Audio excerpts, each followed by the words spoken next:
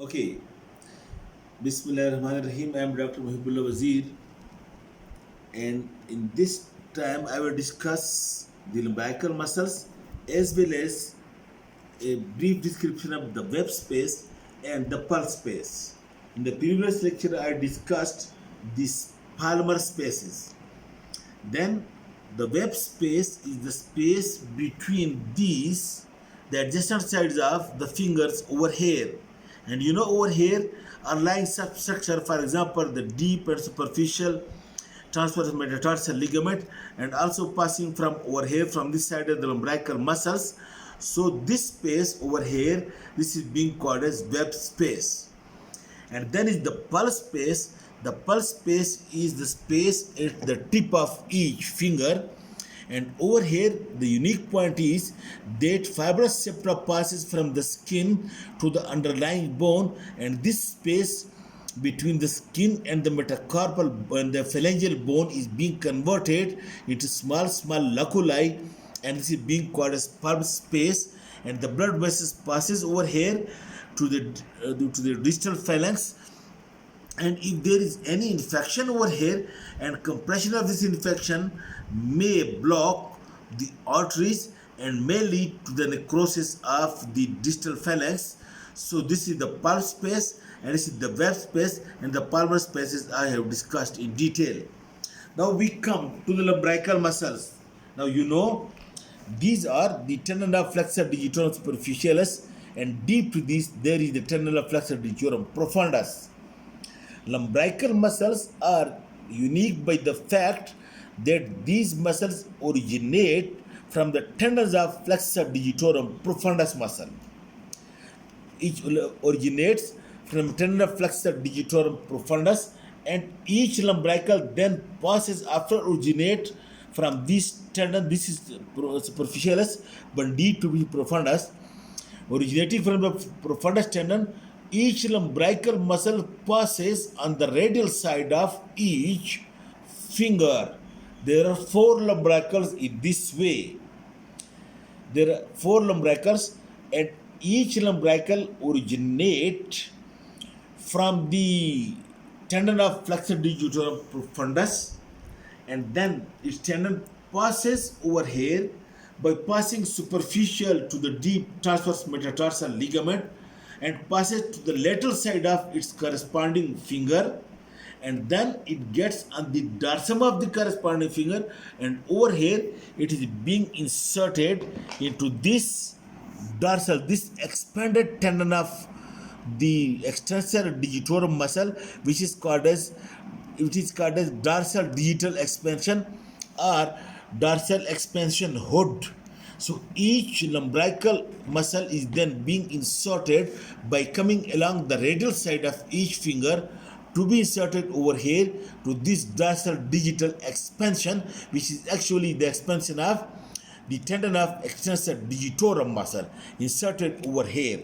So in this way, the lumbrical muscles are unique by the fact that its origin is from the tendon of the flexor muscle, and insertion is into the tendon of the extensor muscle, and its origin is on the palmar surface, and its insertion is on the dorsal surface. And over here some fiber may also get inserted to the proximal phalanx. Okay, now you look over here, please. Look, these are the tendon of flexor digitorum profundus. Make it clear close. Look, this is the tendon of flexor digitorum profundus. This is the lumbrical on the medial side. This is the lumbrical on the medial side, and this is on the lateral side. This is the first lumbrical, and this is the second lumbrical. The first lumbrical originate from the radial side of its own tendon, that is, it is unipinnate or uni-headed. The second lumbrical also originate from the radial side of its own tendon, that is also unipinnate or uni-headed, while the medial 2 lumbricals, that is the lumbrical 3rd and 4th, they are bicipital or bi-headed. Look, they originate from the adjacent side of this tendon as well, and from adjacent side of this tendon as well. In this way, it's originated by 2 heads, from the adjacent side of the tendon to the middle and ring finger, and this the fourth one originates from the adjacent side of the tendon to the little finger and ring finger. That is, the medial two lumbricals are biheaded, and the latter two lumbricals are lumbrical 1 and 2 are uniheaded, and lumbrical 3 and 4 are biheaded. Secondly, it is said that this latter two lumbrical 1 and 2 are supplied by the median nerve, and this medial two lumbrical, that is lumbrical 3 and 4, that is being supplied by ulnar nerve. So it is said that the lumbricals supplied by the ulnar nerve are biheaded or bicipital, and lumbrical supplied by the median nerve, they are unipinnate or uniheaded, that originate from only one tendon. And then this nerve supply of the four lumbricals may be two by the median, two by the ulnar, or maybe three by the median and one by the ulnar, or maybe three by the ulnar and one by the median. But that depends upon that the flexor digitorum is supplied how much by these two nerves. Then the tendon passes on the radial side of corresponding finger and get inserted by passing deep. You can see by passing superficial to this transverse, this look deep transverse metatarsal ligament, the tendon passes superficial to it, and then it is being inserted over here into the dorsal digital expansion of the extensor digitorum muscle. In this way, the action of the lumbrical, you think over here, it connects the two tendons of flexor digitorum, profundus extensor digitorum, and then it comes over here like this to be attached.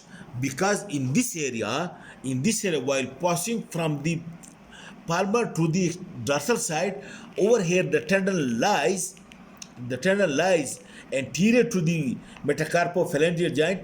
That's why it causes the flexion of metacarpophalangeal joint. While then it comes over here and gets attached to the extensor digitorum. Then with the help of extensor digitorum, it causes extension. In this way, look, this is the action: flexion at the metacarpophalangeal joint and extension at the distal phalangeal joint through the extensor digitorum muscle. This is the action of the lumbricals: flexion at the metacarpophalangeal and extension at the interphalangeal joints. That is this writing position. This is the action of the lumbrical muscles. Okay, thank you very much.